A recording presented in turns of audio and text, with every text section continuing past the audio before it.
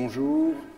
Bonjour à tous et à toutes. Nous avons 5-10 minutes de retard, donc on va être assez bref dans ces mots d'accueil que je fais avec Jean-Pierre De Witte, un titre de la conférence des directeurs généraux, de Jean-Luc Dubois-Randé pour la conférence des doyens de médecine et en présence du président de la conférence des présidents d'université, Gilles Roussel, que je salue ici, les représentants de la pharmacie et de l'odonto. Donc nous allons ouvrir ce séminaire interassise qui nous rassemble cet après-midi autour d'un thème qui est quel CHU demain.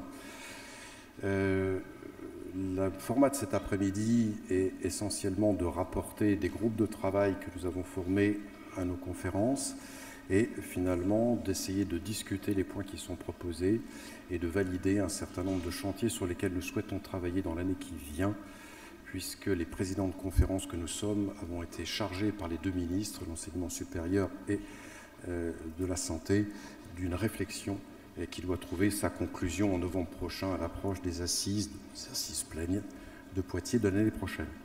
Donc c'est le format de cet après-midi, on va voir se succéder des thèmes. Vous savez aussi qu'en milieu d'après-midi, nous aurons la visite de Frédéric Vidal, qui a confirmé sa venue à Nancy. Donc à 3h30, nous devrons arrêter concrètement de travailler pour organiser la salle, les services de sécurité, l'accueillir. Je lui dirai quelques mots de bienvenue, ensuite elle s'exprimera et nous avons préparé des questions les uns les autres que nous lui poserons à tour de rôle. Et il sera reparti pour 5 heures puisqu'il vient uniquement pour nous rencontrer à Nancy. Voilà. Alors on fera l'accueil des personnalités tout à l'heure si vous voulez bien. Et je vous propose, si Jean-Pierre veut dire un tout petit mot et Jean-Luc, juste un mot, et puis on attaque la session scientifique. Bonjour à tous, Jean-Luc m'ayant prévenu il y a 30 secondes, je vais être éminemment bref. Je voulais simplement vous dire que j'avais beaucoup de plaisir à retrouver beaucoup d'entre vous à Nancy. Et je voudrais remercier Michel de l'organisation et du travail qu'il a fait, en associant également Bernard Dupont, directeur du CHU. Je souhaite que nos travaux se déroulent de manière tout à fait dynamique et conviviale. Je crois qu'il faut garder en esprit l'esprit toulousain.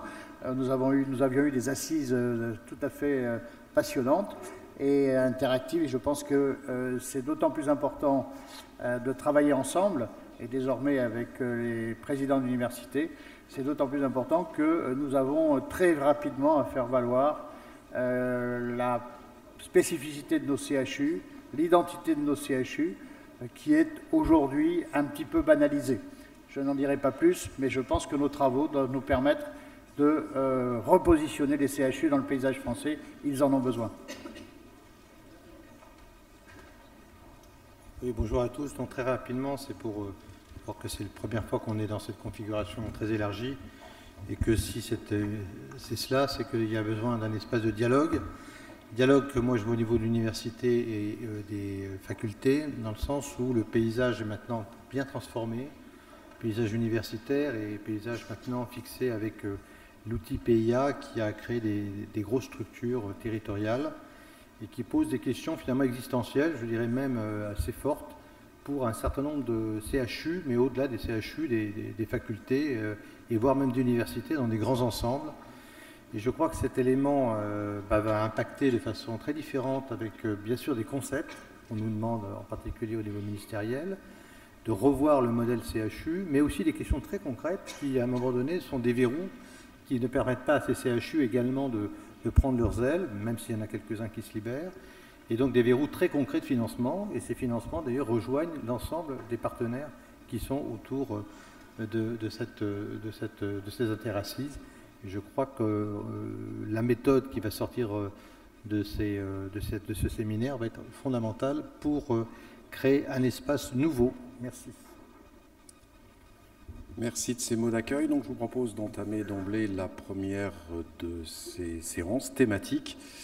Et la première thématique, qui sera celle qui nous retiendra le plus longtemps, 3 quarts d'heure environ, sera autour du CHU, on avait initialement dit en réseau, puis animateur de territoire.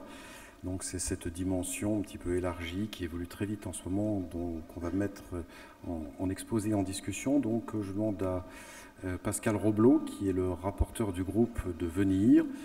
Voilà, oui. Et puis, alors il y a normalement de quoi, messieurs de la technique, passer les diapos, je crois. C'est sur le côté, voilà, c'est bien. Et on a prévu 2 modérateurs qui, une fois que l'exposé sera fait, aideront un peu à discuter avec vous tous. On rallumera les lumières, de façon à reprendre un peu point à point tout ce qui a été dit, essayer de le discuter et de le valider, ce qui est un challenge pas facile en 3/4 d'heure. Les 2 modérateurs sont assis là au premier rang, donc il y a Philippe Vigroux, DG de Bordeaux, et Alain Benin qui est président de Dijon, c'est ça, voilà. André. Voilà, donc sans plus tarder, Pascal, voilà, tu as la parole. Merci. Merci Michel, merci Monsieur le Président. Alors j'ai déjà fait vache parce que en fait on a un peu sabré tes diapos, initialement prévues, et on va essayer de faire, si ça apparaît, toc, donc je suis allé trop loin. En fait la question c'est CHU en réseau, réseau de CHU. Pourquoi? Parce que le rapport de la Cour des comptes, qui a été volontairement provocateur, a émis la fameuse idée qui est ancienne de 10-15 CHU au niveau national. Ça paraît peu lisible, pour une raison technique, c'est qu'il y a des capacités de formation qui seraient certainement compliquées. La lutte contre la désertification en santé serait très difficile. Dans la région de Nouvelle-Aquitaine, il y a quand même 600 km du nord au sud, ça serait un petit peu difficile de faire une chose pareille. Ça poserait des problèmes d'attractivité des territoires et des autres hôpitaux. Et donc, il apparaît difficile de penser qu'on puisse effacer les CHU comme cela et qu'il faut certainement en revanche repenser une partie du système et des missions. Alors, on a donc fait quelques propositions. Et en fait, les propositions partent des questions. C'est quelle mission et quel partage? Parce que si on ne partageait pas et si on n'avait pas les missions, il ne faut pas oublier que derrière le CHU, par définition, c'est CHU, c'est université. Supprimer les CHU, c'est mettre en péril aussi l'université. Donc on a tout intérêt à continuer à travailler ensemble et à avancer ensemble. Alors dans les missions, on a défini quels seraient les soins et quelles sont les participations aussi des différentes structures, parce qu'actuellement l'hôpital public est quand même assure la majorité de la permanence des soins et je dirais ce qu'on ne va pas appeler le sale travail, mais enfin ce qui est le plus compliqué et ce qui est le plus prenant en temps et en temps humain. Quel enseignement?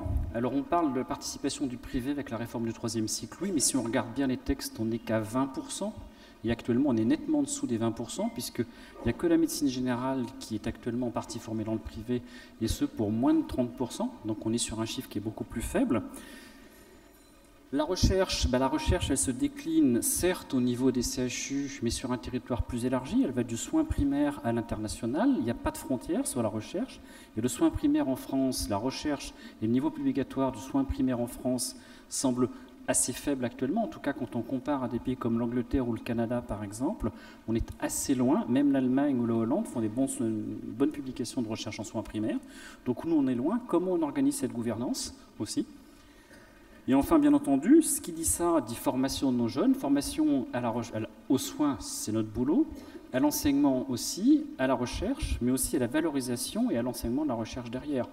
Nos jeunes, actuellement, c'est une des questions qui a été levée ce matin, c'est finalement, on valorise peu notre recherche, notamment le capital publication, non, mais le capital brevet ou start-up. Donc, comment développer tout ça? Et en fait, la question... Alors c'est peut-être un peu écrasé, j'avais fait un petit peu plus grand au départ, c'est un peu écrasé. La question en fait se décline en chaque fois 3 sous-questions. Quelles sont les missions de soins, quelles sont les missions d'enseignement, quelles sont les missions de recherche? Et en face, quelles sont les questions de gouvernance en fonction des échelons, à savoir l'échelon qu'on va qualifier l'échelon pour les CHU, puisque le CHU est tête de GHT, enfin tête de réseau en GHT. Le terme ne plaît pas forcément, mais c'est pourtant le cas. Quel est le niveau au niveau de la subdivision? Les subdivisions existent toujours, notamment pour la répartition des internes et pour le numerus clausus. Quel est le niveau de la région? Et là, on appelle des régions totalement différentes. Il y a des très grandes régions, il y a des régions plus petites, il y a des régions à 1 CHU, il y a des régions à 4 CHU. C'est un modèle de gouvernance qui est probablement un petit peu plus difficile. Et puis, de toute façon, on ne coupe pas d'une réflexion supra, c'est-à-dire interrégionale et nationale. Et puis, si on peut aller au-delà, tant mieux. Et à chaque fois, ça se décline. Quelles sont les possibilités et quels sont les moyens de gouvernance? Et on voit que ces moyens de gouvernance sont aussi en partie à définir ou pour certains à redéfinir. Quelle est la place des CBRSP, quelle est la place des CRB-CSP? Est-ce qu'on fait les mettre au pluriel au niveau interrégional? Quelle est la place exacte du GIRSI? Comment ça marche? Il y a des cancéropoles. Toutes ces questions se mesurent en fait au niveau régional et interrégional. Et dedans, la gouvernance hospitalière et universitaire est probablement à redéfinir et en la simplifiant probablement. Donc voilà ce qui est sorti ce matin du groupe de travail. J'espère que je n'ai pas trop trahi l'ambiance du groupe de travail.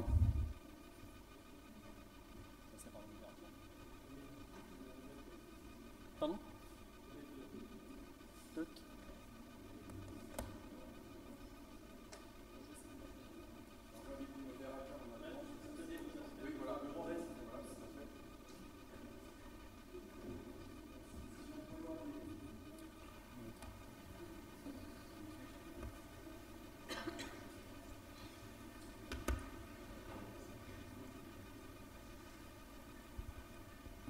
Ce qu'on a bien compris, c'est la volonté générale de ne pas suivre la suggestion qui avait été faite de 5 à 10 CHU. Il faut la totalité des CHU, mais comme tous ne peuvent pas être dans tous les registres du soin, de l'enseignement ou de la recherche, ils doivent travailler en réseau. Et c'est encore plus vrai maintenant qu'il y a des grandes régions qui imposent de travailler entre les CHU d'un même nouvel ensemble régional. On a bien compris que la typologie qui avait été discernée ce matin, c'était de voir les différents territoires qui étaient ceux auxquels on était confronté, le territoire de notre GHT, le CHU et son environnement immédiat, la subdivision, avec la responsabilité du CHU dans sa subdivision vis-à-vis des établissements supports et vis-à-vis des centres hospitaliers de la subdivision, et puis la région, avec les autres CHU de la région, sans parler peut-être aussi, je crois qu'on peut dire, Pascal Roblot, l'interrégional et même le national, là peut-être, et pourquoi pas international, quand on parle en termes de recherche, mais aussi de soins de plateforme génomique, il est nécessaire que la réflexion soit non seulement régionale, mais interrégionale. De même et nationale, quand on parle de protonthérapie, c'est souvent des régions, de ces nouvelles régions très grandes, qui doivent travailler ensemble pour de tels projets. Alors, on peut peut-être lancer les questions à propos, je proposerai volontiers les CRBSP, par exemple. Alors, la première question, en termes de recherche et de recherche clinique, consiste peut-être à redéfinir ou à redéfinir le rôle des CRBSP et voir comment, au niveau du CRBSP, doit se construire la gouvernance partagée entre les différents acteurs et quel doit être le grain d'intervention de ces CRBSP. Est-ce que les uns ou les autres souhaitent intervenir sur cette question qui est absolument essentielle? Peut-être avec un début de suggestion pour lancer le débat, au niveau de la subdivision, il y a peut-être la question de l'élargissement de nos CRBSP qui définissent la politique HU, la politique de site en matière de recherche, l'élargir aux centres hospitaliers, c'est ce qu'on se disait. Et puis au niveau de la région, de ces nouvelles grandes régions à plusieurs CHU, est-ce qu'il est légitime de prévoir, non pas un super CRBSP qui n'aurait pas beaucoup de sens, mais une fois par an, que les CRBSP ou leurs dirigeants se réunissent pour voir les thèmes de complémentarité dans la recherche, voir s'il y a des RHU, des FHU, puis des RHU qui peuvent être développés en intra-région, etc. Voilà, pour lancer le débat, maintenant c'est à vous qu'on ne voit pas. Mais voilà, qui souhaite intervenir? Oui, parce que les projecteurs sont un peu forts. Oui.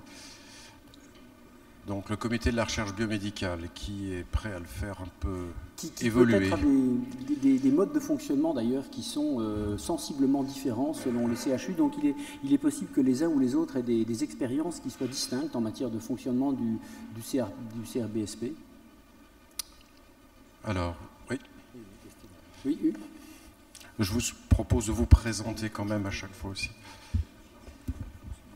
Jean-Pierre Zarski, président de la CME au CHU de Grenoble. Bon, ces deux éléments qu'on a discutés ce matin, d'abord en ce qui concerne sa composition, il est évident qu'avec l'évolution et les GHT, il faut probablement élargir sa composition, première chose.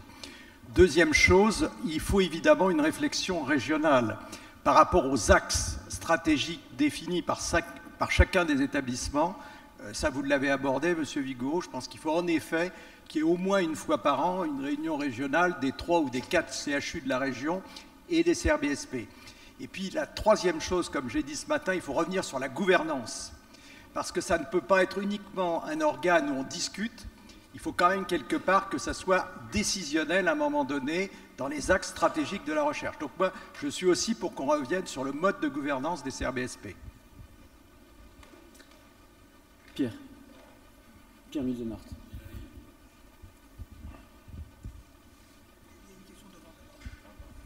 Il y a une Président question de devant, l'Université de Lorraine. Oui. Pierre. Oui, j'attendais le micro parce qu'avec la voix que j'ai, ça ne pouvait pas aller autrement. Donc Pierre Mutsenard, président de l'Université de Lorraine. Je vais aller exactement dans le même sens que ce que disait le collègue précédent, c'est-à-dire que, par exemple, en Lorraine, on a une articulation que Philippe connaît aussi autour de la recherche avec l'ensemble des EPST et pas seulement ceux qui sont pour l'instant dans le CRBMSP, c'est-à-dire vraiment l'ensemble, et le CHRU, et il y a le CRBMSP. Alors on fait fonctionner les deux, mais le cadre du CRBMSP, il pose un problème, parce qu'il n'est pas assez large. Les recherches sont de plus en plus pluridisciplinaires, et on fait rentrer l'INRIA, par exemple, le numérique a un point important, et on a besoin d'avoir cet ensemble-là. Donc il faut à la fois que ce soit plus large, c'est-à-dire que c'est un décret qui soit beaucoup plus souple. Et puis après, au niveau du pilotage, on a quand même un problème, parce que les gens qui sont en capacité de prendre des décisions sont quasiment exclus par les statuts.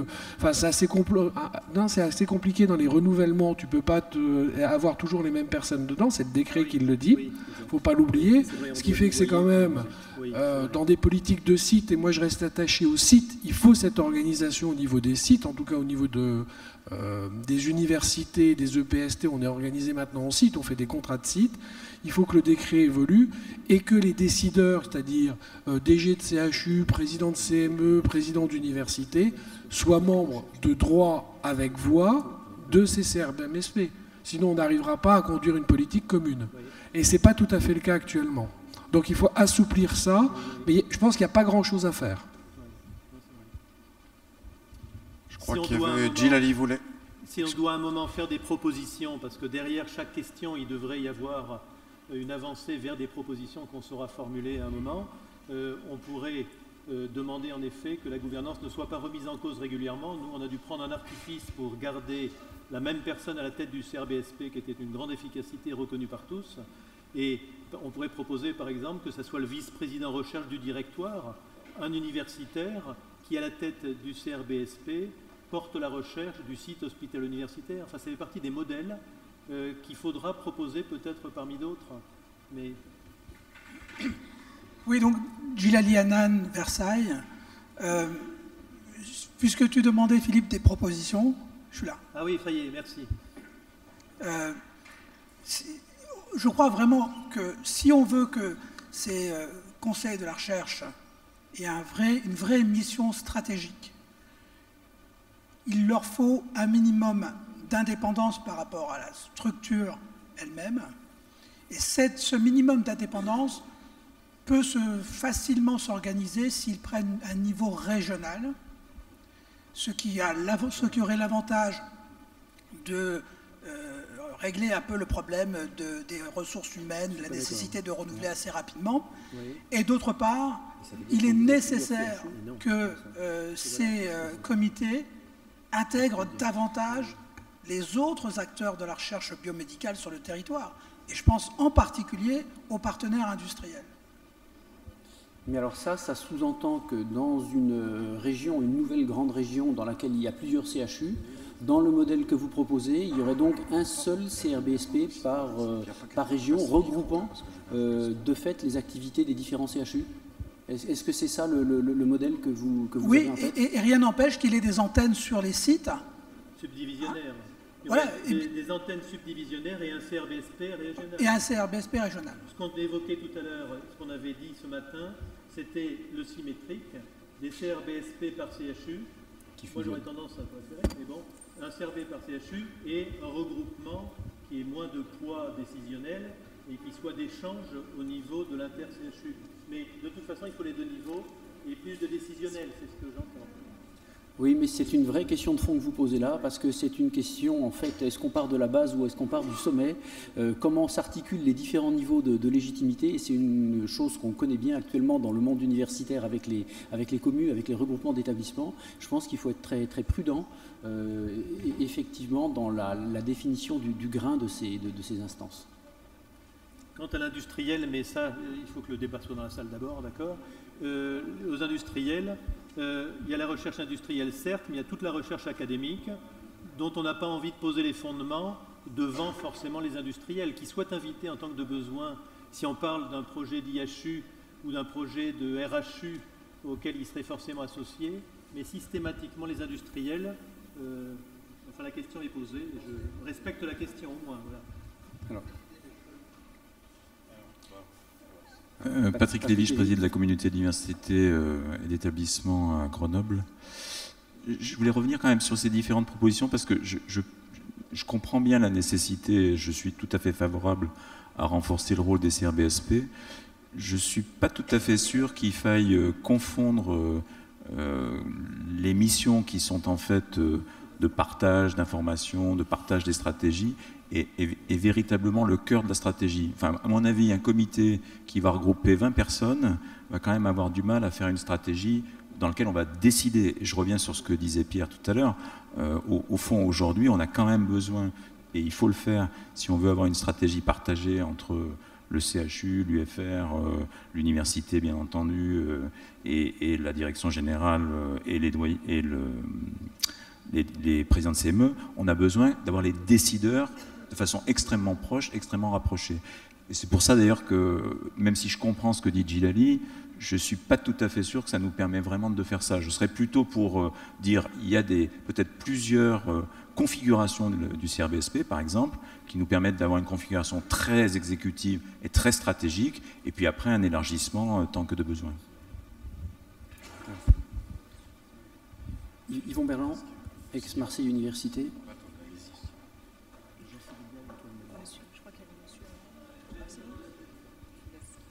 Oui, moi je rejoins, enfin, je crois qu'il faut faire très attention. Hein. Il y a là à décider de la stratégie de la recherche, notamment de la recherche translationnelle et clinique, qui va se mettre en place sur un site avec un partenariat entre une université et des organismes de recherche. Je vois mal qu'une structure au niveau régional puisse imposer à ce binôme hospitalier-universitaire la stratégie, alors que tous nos éléments d'évaluation sont des évaluations qui se concentrent sur le site, sur l'université, pour ce qui est de l'université, et du centre hospitalier universitaire. Donc moi, je n'irai absolument pas vers cette proposition.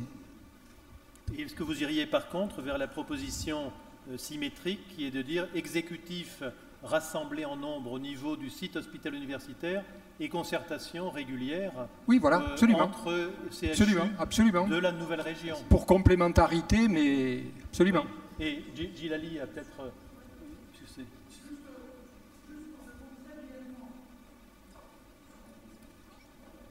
Très souvent de dire des choses farfelues, mais c'est un système qui existe déjà et qui marche bien. En région Île-de-France, ça fonctionne comme ça. Il y a 7 universités de santé, il y a une grande région, et il y a un comité central, des comités de site, et honnêtement, ça fonctionne pas si mal que ça. Donc, et ça donne de la cohérence régionale sur le territoire, et je crois qu'il faut pas forcément, il faut pas forcément l'écarter trop rapidement. Merci. Il y avait Jean Sibilia et puis Antoine Magnan, ou Antoine Magnan et Jean Sibilia, on fait dans l'ordre alphabétique des prénoms. Ok, donc Antoine Magnan, président de la CME du CHU de Nantes et président du CNCR. Je crois aussi que c'est difficile de généraliser le modèle des CRBSP, et ce que la Cour des comptes a bien soulevé quelque chose, c'est qu'il y avait une très grande hétérogénéité sur le territoire français dans la composition des CRBSP, dans leur fonctionnement, avec même certains CRBSP qui ne s'étaient jamais réunis, ce qui ne veut pas dire que c'est une grande faute, ce qui veut dire qu'il y a d'autres systèmes parfois pour arriver à fonctionner. Moi, je pense qu'il faut absolument respecter les sites, je n'ai pas dit les politiques de sites, mais la façon dont les gens s'organisent. À partir du moment où on a commencé à travailler avec qui des CH, et c'est pas toujours aussi loin les EPST, c'est-à-dire ça peut être, c'est pas forcément, la place des EPST n'est pas forcément très importante, mais elle peut être très forte. Et donc dans ces cas-là, ils sont présents. Et puis il y a aussi les collectivités locales, il y a aussi dans le CRBSP de Nantes, il y a la participation du CLCC, par exemple. Je pense que c'est un partage des collaborations en cours qui se fait à un moment donné, ce n'est pas forcément des décisions stratégiques. Donc je pense aussi qu'une fois qu'on a dit ça, si le CRBSP n'est pas ce lieu de la décision stratégique, il faut essayer d'en avoir un autre. Et donc effectivement que le pilotage de la stratégie soit pas forcément à cet endroit-là. En tous les cas, je pense que tous les CRBSP qui fonctionnent ont leur président d'université avec eux, enfin je crois. Ah oui, c'est la condition qui est le binôme université-CHU solidaire. Oui. Tout à fait. Alors Jean Sibilia voulait intervenir.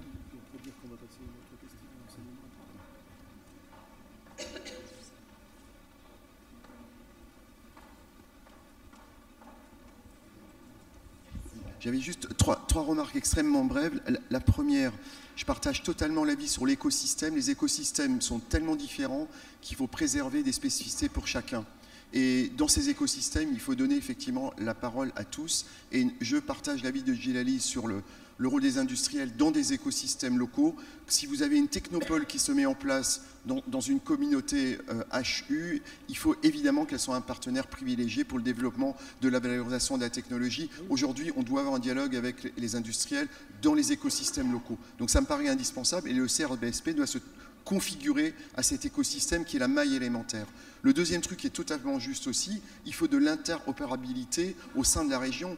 Il y a de la subsidiarité à évoquer. On a parlé beaucoup dans le groupe de projets, de grands projets d'IHU qui pourraient être bisites ou trisites ou de RHU qui pourraient être bisites. Forcément, sur des grands thèmes, on ne peut pas travailler tous seuls. Et là, il y a besoin d'une politique globale au niveau de la région. Mais c'est probablement un niveau d'intervention différent, mais il faut donner les outils à la communauté pour travailler sur les deux sujets. Et ma dernière remarque, c'est un souhait, un vœu pieux, je le répète à chaque fois, mais il faut quand même clarifier. Profitons de cette discussion pour clarifier le pilotage de la recherche. Aujourd'hui, pour le gars de terrain, il a en face de lui quoi? Un président d'université, un VP recherche de l'université, un président de CRBSP, un VP recherche de l'hôpital, un doyen et éventuellement des directeurs d'université. C'est ingérable, il ne faut pas rêver. Donc là, c'est ingérable comme ça. Donc là, il faut simplifier, on l'a déjà dit, on ne l'a jamais fait. Et soyons plus simples dans cette organisation. Je ne dis pas qu'il faut un interlocuteur, mais on ne peut pas en avoir 6 ou 7. Ça, ce n'est pas cohérent. Je vous propose qu'on évolue maintenant dans le débat sur la dimension formation. Je pense que le débat formation est important parce qu'on a tous notion que l'université n'existe en France que par son modèle mixte, enseignement et recherche, et que je crois que couper l'un ou couper l'autre, c'est tuer l'université. Et que dans l'enseignement, et en tout cas au moins pour les 2 premières parties des cycles, l'université est irremplaçable, et à ce titre le CHU est aussi irremplaçable, ne serait-ce que parce que les moyens qu'il faut mettre en termes d'encadrement, en termes par exemple de simulation, et si on ne le fait pas ensemble au niveau des CHU, là encore on peut ouvrir une porte qui peut être extrêmement dangereuse. Alors je ne suis pas opposé au fait d'ouvrir des portes, mais d'abord et avant tout, assurons la qualité de la formation, et à ce titre l'université c'est quand même le moteur en France. Tout à fait. Donc, comment cette évolution du CHU en réseau peut-elle entraîner des évolutions en termes de schéma de formation, de gouvernance de formation? Est-ce que les uns les autres ont réfléchi à cette question et veulent intervenir sur ce point? Le lien entre la faculté de médecine, l'université, le CHU, doit-il être repensé en matière de formation? Oui. Si, ça commence à intéresser, donc Jean-Luc Dubois-Randé veut intervenir. Je crois que ce sera peut-être moins polémique sur la formation, mais il y a un élément quand même qui rejoint ce qui a été dit précédemment sur une approche stratégique à l'échelle régionale ou interrégionale, on va aller de plus en plus vers des doubles formations, des doubles masters en particulier, mais pas seulement pour les médecins, hein, ça va être pour les autres pharmaciens, c'est déjà ancré, et également sur le paramédical, c'est en train de se dessiner. Donc tout ça va être dans un fondu enchaîné où à un moment donné, il va y avoir quand même des différences d'un site à l'autre sur des propositions qu'on ne va pas doublonner. On ne va pas doublonner tous les masters à un moment donné. Donc il faut forcément que, même sur les formations, et d'un schéma repensé, qui d'ailleurs impacte avec la recherche, il va y avoir des propositions. Si demain on a des métiers de la santé qui sont ingénieurs en même temps, ou qui sont managers, ou qui sont, je ne sais pas quoi, eh bien, toutes les universités ne vont pas forcément organiser leur master, etc. Donc ça va être du numérique, on peut travailler sur la... Et donc ces éléments-là doivent être pensés avec une stratégie. La stratégie, elle peut être à différents niveaux, nationale bien sûr, mais elle peut être aussi pensée à une échelle régionale ou interrégionale. Merci. Qui souhaite rebondir sur cette intervention? Quelqu'un souhaite-t-il intervenir sur le rôle du privé dans la formation? On en a parlé lors de l'ouverture de l'introduction à cette table ronde. La place des acteurs privés, faut-il la maîtriser? Faut-il qu'elle augmente? Faut-il la stabiliser? La souhaiter ou ne pas la souhaiter? La souhaiter ou ne pas la souhaiter? Qui souhaite intervenir? Oui. Forcément, elle doit tenir compte des évolutions à venir sur les nouveaux modèles de formation des étudiants, en particulier en médecine, et les réflexions qui sont menées sur la réforme du 2e cycle, par exemple, et sur le fait et sur la réforme du 3e cycle, qui, elle, se met en place, qui ouvre davantage la possibilité de former les étudiants aux conditions réelles de leur exercice. Donc, la place du privé, puisqu'on est dans un système de santé où l'exercice hors hôpital, de façon schématique, est privé, et l'exercice hospitalier est prioritairement public, pour être très schématique, hein, il est clair qu'il faut forcément que le CHU anime la formation des étudiants dans le secteur privé, parce que c'est les former à leurs conditions futures d'exercice, et donc cette formation-là, elle se mettra en place quoi qu'il arrive, et donc il appartient au CHU et à l'université de se positionner comme les animateurs et les organisateurs, entre guillemets, de cette formation pour éviter effectivement qu'elle soit mal encadrée, qu'elle soit faite, qu'elle soit pas appropriée, qu'elle ne réponde pas aux besoins réels de formation. Mais il n'y a pas de tabou, de mon point de vue, au contraire, une nécessité à développer un partenariat avec le secteur privé et à faire en sorte que et l'université et le CHU s'affirment comme étant les organisateurs, les coordonnateurs de cette formation, y compris lorsqu'elle a lieu dans le privé. Il faudra interroger nos tutelles sur les mécanismes de financement, hein, et en particulier pour les étudiants du 3e cycle, parce que le CHU, par exemple, pourrait, disons, se questionner, de voir peser sur son budget le financement de la formation qui aurait lieu dans le privé. Voilà. Et donc ça, il appartient à nos tutelles de répondre à cette question sur les mécanismes de financement. Pour nous, acteurs de la formation, il nous appartient surtout de garantir à nos étudiants qu'ils ont une formation de qualité et qui les prépare à leur exercice futur. Merci. Alors, monsieur, vous vouliez intervenir? Alors, une intervention au fond, là-bas? Oui, ben, moi, je voudrais rebondir sur ces propos et dire que je suis complètement en phase avec Djilali sur sa vision. Je voudrais comme dire que les étudiants sont présents aujourd'hui. Ils sont là. Les étudiants sont là, dans le fond de la salle. Ils interviendront demain pour la session 3e cycle. C'est important à souligner. Je crois surtout qu'il ne faut pas que la formation, qui naturellement doit se passer pour une partie de la formation, de cette formation en milieu libéral, parce que c'est des conditions d'exercice auxquelles le médecin va être confronté, mais ne devienne pas à nouveau un champ de rivalité ouvert entre le public et le privé. Je le dis parce qu'il y a plein de connotations derrière qu'il faut éviter. Et je pense que ton approche, elle est juste, et je la rapproche, pour ça que je prends la parole, d'une des thématiques qui a émergé dans un des réunions de groupe de travail, où on s'est dit finalement, ce qui est intéressant, c'est de s'appuyer sur le parcours de soins du patient, qui n'est pas que hospitalier, mais qu'on veut rendre délibérément ouvert du médecin généraliste, avec les différents intermédiaires et acteurs de santé, et que ce soit ça qui soit la base, finalement, la clé de référence de la formation. Et probablement, on le verra tout à l'heure, même de la recherche clinique, le patient devenant à nouveau aussi acteur. Donc c'est cette sorte de philosophie, et là on va se rejoindre complètement, et c'est comme ça qu'il faut voir les choses, pour éviter de faire cette coupure qu'on ressent malheureusement de temps en temps à la médecine générale, à l'heure actuelle, entre l'hôpital et le milieu libéral. Merci. Alors je crois qu'il y a un étudiant au fond de la salle qui souhaite intervenir, donc si vous voulez rebondir sur les interventions, allez-y. Yanis Merad, président de l'ANEMF, étudiant en médecine à Dijon.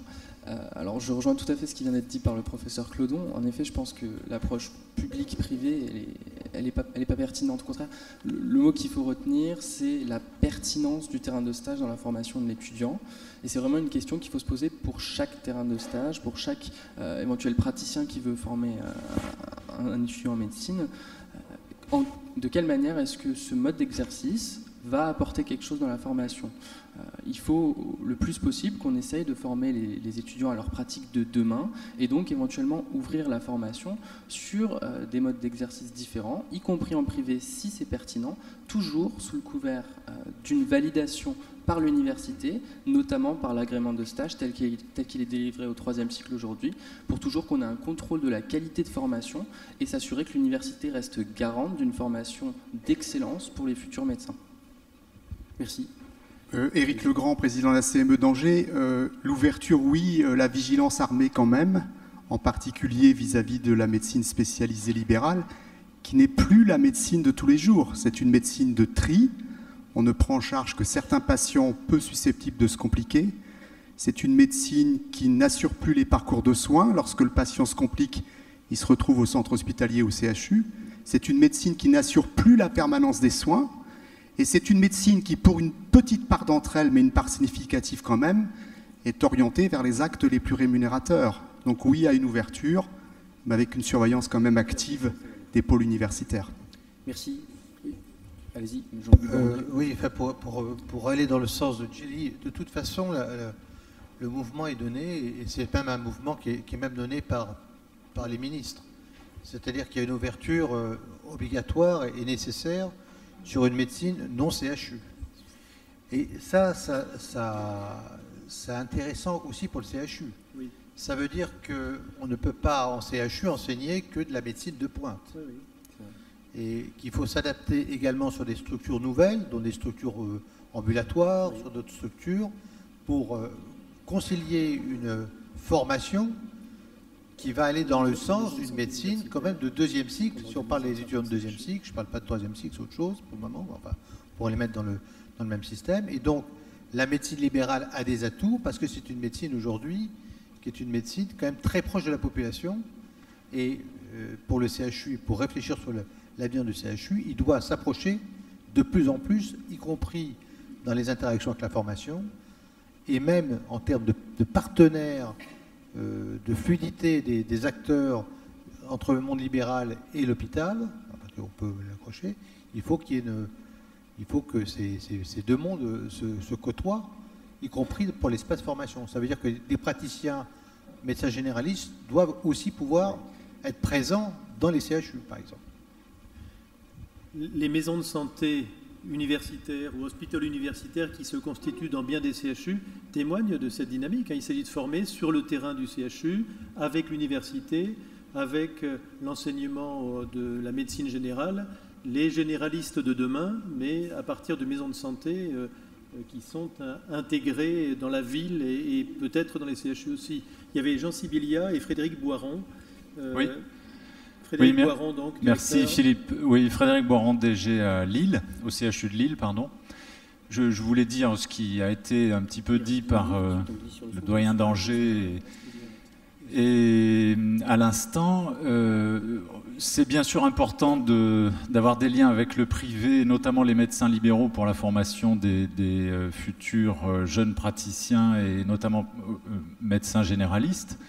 Mais il ne faut pas faire d'angélisme non plus.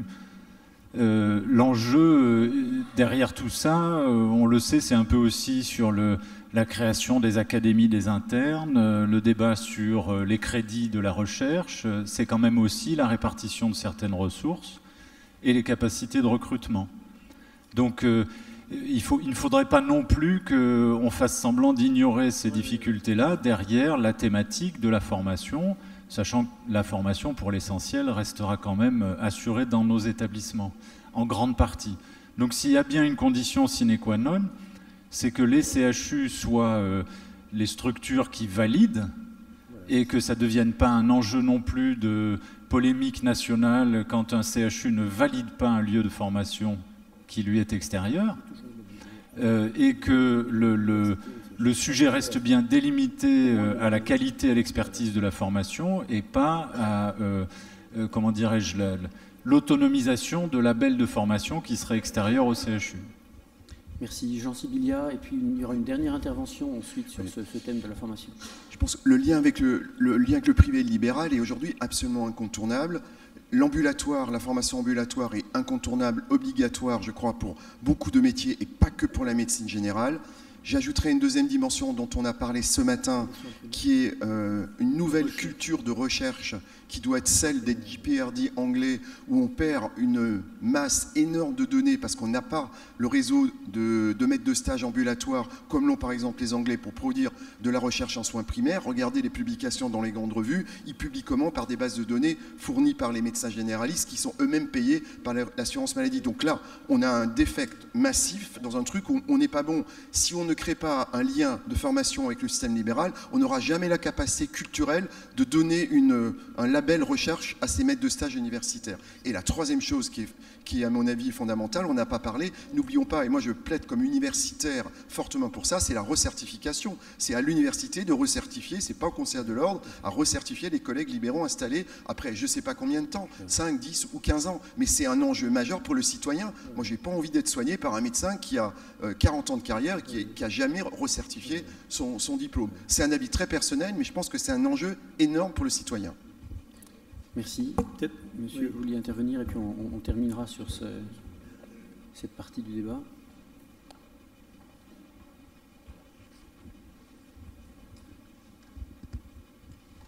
Qui est-ce? Voilà. Donc, je voulais rappeler un certain nombre de choses. Bon, je suis d'accord avec Gilles Hanan qu'il faut développer les terrains de formation, mais attention à ce que l'on dit, terrains de formation en médecine ambulatoire. Deuxièmement, ne pas oublier qu'il ne faut pas, parce qu'on doit augmenter nos capacités de formation, donner des agréments à des maîtres de stage en ambulatoire sans critères d'agrément. On dit que les CHU doivent être d'excellence, c'est là qu'on forme nos étudiants. On ne peut pas envoyer des étudiants en médecine parce qu'on a besoin de stages en ambulatoire sans avoir vérifié les critères de qualité de la formation des étudiants. Et bien faire attention qu'il faut probablement développer l'ambulatoire, mais certainement pas envoyer des internes dans les cliniques privées, qui sont des cliniques, comme l'a rappelé le doyen ou le président de la CME d'Angers, avec la plus grande vigilance. Et je rappelle que lors des assises hospitalo-universitaires de Lyon en 2010, nous nous étions déjà prononcés sur cette question et nous avions dit oui, la loi HPST permet la formation d'internes dans les structures privées, mais que si le service public n'a pas les moyens de les former. Et j'aimerais bien qu'on n'oublie pas 7 ans plus tard ce qu'on avait dit il y a 7 ans. Merci. En tout état de cause, si on peut résumer l'opinion ambiante, c'est que cette évolution et ce partenariat avec les acteurs du privé est possible et qu'en tout état de cause, l'agrément, l'assurance qualité doit rester dans les mains du CHU et de l'université. Je pense que là-dessus, il y aura un consensus probablement entre nous. Voilà, je vous propose qu'on aborde la troisième partie sur le soin. Oui, la partie sur le soin, c'est peut-être relativement plus facile, en tout cas ce que l'on a perçu dans le groupe ce matin en échangeant, c'est que si on aborde les soins aux différents niveaux de territoire, au niveau du GHT, là il s'agit d'un dialogue dans le GHT entre le CHU et chacun des centres hospitaliers membres du GHT, sans oublier le médico-social, qui est essentiel dans bien des parcours de patients. Il s'agit aussi peut-être de travailler les parcours expressément, c'est plus facile dans un GHT, et c'est la finalité d'ailleurs des GHT que d'organiser au mieux les parcours dans l'équité, avec les mêmes chances pour tous les citoyens qui habitent sur un même territoire. C'est peut-être l'occasion aussi d'évoquer les plateformes territoriales d'appui, c'est l'article 74 de la loi de santé de janvier 2016. Autant tout le monde a commenté les GHT, autant personne n'a commenté les plateformes territoriales d'appui, qui sont une réforme majeure qui va bouleverser l'organisation hospitalière, diminuer les hospitalisations non souhaitables dans nos hôpitaux, ce qui est bien, et faciliter le parcours entre les libéraux, les spécialités, les hôpitaux quand il le faut, et tous les acteurs du soin. Le GHT, donc, c'est une question de dialogue au sein du GHT. Certains ont dit qu'il est plus facile de dialoguer avec soi-même qu'avec les autres, et donnons la personnalité morale au GHT, c'est-à-dire dans nos GHT au CHU, pour gérer l'ensemble des parcours. Mais c'est actuellement une question de dialogue et de complémentarité organisée.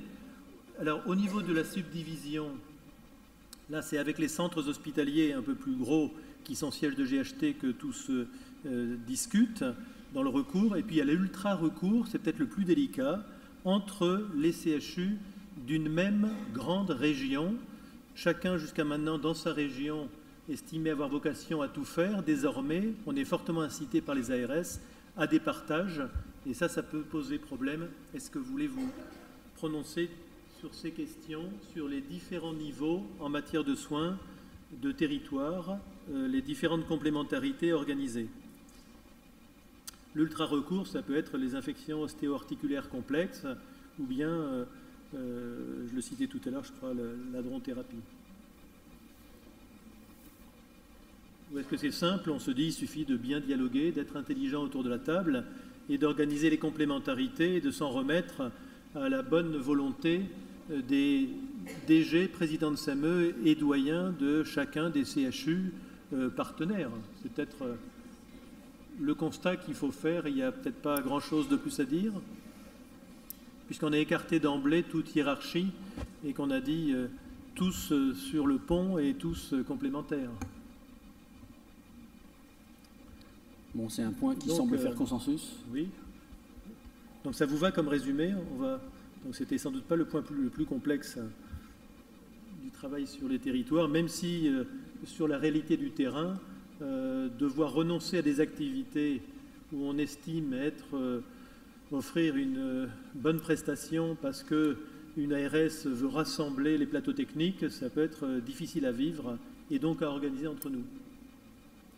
Bon, ça n'éveille rien de spectaculaire apparemment. Si, voilà, une intervention. Allez-y, madame. Véronique Anatole-Touzé. Oui, Véronique Anatole, directrice générale de CHU de Rennes. Oui, sur cette question, je pense qu'on ne peut pas répondre de manière globale et générale. C'est-à-dire que je pense qu'il faut définir d'abord de quoi on parle. C'est-à-dire si on parle d'activités type SIOS ou si on parle d'activités de référence qui existent dans nos CHU et qui peuvent aussi être développées d'ailleurs dans le secteur privé, y compris à but lucratif. Donc je pense qu'il faut peut-être avoir une réponse en termes de propositions à plusieurs niveaux. Un premier niveau de concertation sur lequel effectivement on doit s'engager sur des concertations interchus sur l'organisation au sein d'une région d'activités de référence et de recours. Ça, c'est le premier niveau de concertation. Il peut y avoir un deuxième niveau, et on y travaille dans le Grand Ouest dans le cadre d'Hugo. C'est comme ça qu'on s'est organisé pour essayer de mener cette concertation, même si elle n'aboutit pas toujours à des consensus, mais ça, c'est la vie hospitalière, mais qui permet d'échanger sur justement les disciplines d'hyper-recours et sur des niveaux de recours qui relèvent plus d'enjeux de type SIOS ou même de type SNOS, au niveau national de l'Organisation nationale du système de santé, pour essayer de trouver des consensus effectivement sur l'organisation de l'hyper-recours au niveau peut-être pas seulement de la région, là, mais de l'interrégion. Et évidemment, le troisième niveau, il est le niveau national, où là, c'est l'arbitrage bien évidemment ministériel, quand les régions ou les interrégions et les CHU d'une région ou les CHU d'une interrégion n'ont pas réussi à se mettre d'accord sur une stratégie commune. Mais je pense qu'il faut cibler ces différents niveaux en fonction des thématiques sur lesquelles on travaille, puisque bien évidemment, ce n'est pas le même sujet, sur la chirurgie cardiaque, ou sur les centres de maladies rares, ou sur des domaines d'hyper-spécialisation. Gilles Alianan, pour ce qui sera la dernière question, pour qu'on remette les clés à Michel Clodon à 15h30. 5 minutes de plus. Très bien. Donc Gilles Alianen va poser 3 questions. Non, juste une question commentaire, parce que c'est tellement lié aux 2 autres sujets. C'est-à-dire que dans les décisions de réorganisation, de restructuration sur un territoire, et donc au niveau régional en particulier, des activités de recours, je crois qu'il est fondamental que ces décisions impliquent l'université. Parce que jusqu'à présent, ce n'est pas toujours le cas. Or, ça a un impact considérable sur la recherche, sur la formation, et en particulier sur la recherche. Les activités de recours sont très souvent liées à des activités de recherche, à des laboratoires de recherche universitaires, labellisés avec des EPST, et la réorganisation de l'offre de soins doit impérativement prendre en compte cette dimension et l'impact de la réorganisation sur la dimension recherche et sur la dimension formation. Alors, de ce point de vue-là, je pense que le lieu de rencontre entre le CHU, qui en l'occurrence discuterait de ses activités de recours, de grand recours, et l'université, c'est le directoire où on a le VP recherche est en général issu de l'université, en même temps que c'est un hôpital universitaire qui souvent a des responsabilités à l'université et a été choisi pour cela. Il semble que dans le directoire, mais peut-être doit-on penser différemment cette gouvernance, il doit y avoir cette présence recherche universitaire et dialogue avec l'université. Juste que, quand même, souvent, l'ARS est le coordinateur ou l'organisateur ou l'animateur de ces restructurations régionales. Donc, quand même, à un moment donné, je crois que, surtout que les directoires, c'est propre à chaque CHU. Oui. Sur une restructuration dans le territoire, plusieurs établissements et éventuellement plusieurs CHU peuvent être concernés. Et donc, dans une même région, ça arrive assez souvent. Et c'est vrai que je crois qu'il serait important que, d'une certaine façon, on mette à l'ordre du jour de ces réflexions l'impact sur la formation et sur la recherche, et que ça devienne un item indispensable avant la décision finale d'arbitrage sur la réorganisation de l'offre. Dans le rapport provisoire de la Cour des comptes, qui est provisoire et non officiel et que donc tout le monde a lu, il y a une page sur les relations avec l'université pour ce type de gouvernance, et quelques modèles en place dans des régions et dans des universités ont été mis en avant de dialogue régulier entre la présidente de l'université, la direction générale du CHU et le directoire du CHU avec doyen et président de CME. Et c'est là que sont abordées dans ces CHU qui sont cités ces questions de recours et de complémentarité à haut niveau avec d'autres CHU. Est-ce qu'il y a, je crois qu'il y avait une autre question qui était... Alors là, je vais me permettre de le présenter avec plaisir, le professeur Philippe Morla, pendant qu'on lui apporte un micro, qui est le président de la CME du CHU de Bordeaux. Bien, merci beaucoup. Oui, je profite des 5 minutes accordées par Michel Clodon pour revenir. Vous avez abordé le problème de la personnalité morale des GHT. On sort peut-être un petit peu du thème général de relation entre les différents CHU, mais néanmoins, les CHU sont souvent établissements support, enfin toujours au moins d'un GHT.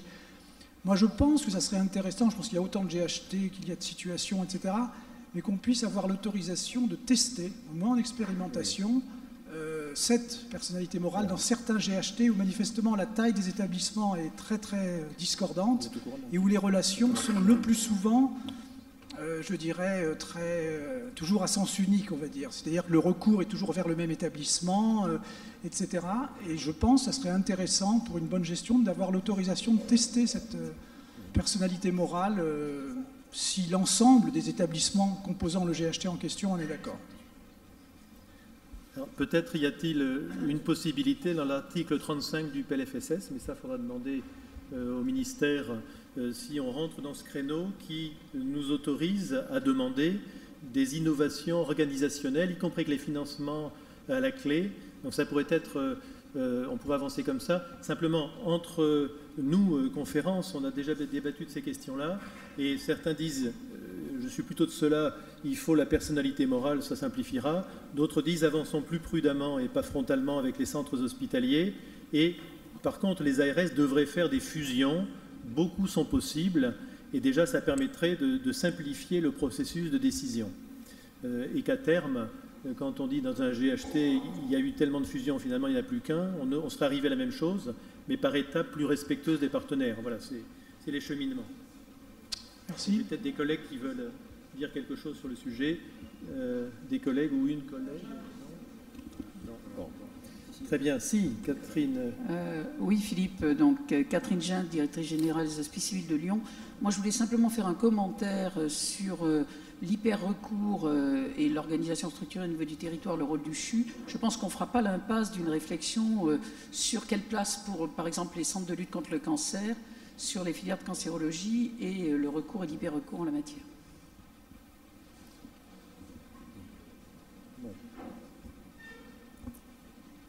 Il est 35.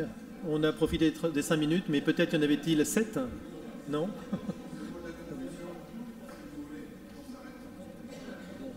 Je suis poussé à dire le mot de la conclusion. Pour ce qui est de l'enseignement, une réflexion me venait à l'esprit en écoutant la vigilance à laquelle chacun appelle. Il faut être vigilant. La formation doit se faire aussi avec le privé, avec des partenariats. Et la réflexion que je me faisais, c'est qu'il faut la vigilance dans notre gouvernance de ces questions, mais on est dans une de ces activités très rares où on passe notre temps à former nos concurrents. Donc ça, c'est une fatalité et une nécessité qu'on a à l'esprit quand on organise les choses avec le privé. Sinon, pour les soins, on comprend bien que l'essentiel, c'est le dialogue patient pour les complémentarités et dans l'intérêt toujours des patients. Et pour ce qui est du niveau de base des GHT, par contre, peut-être être assez modeste et savoir s'appuyer sur les libéraux et travailler avec les libéraux, y compris sur les aspects de recherche en soins primaires qui sont absolument essentiels.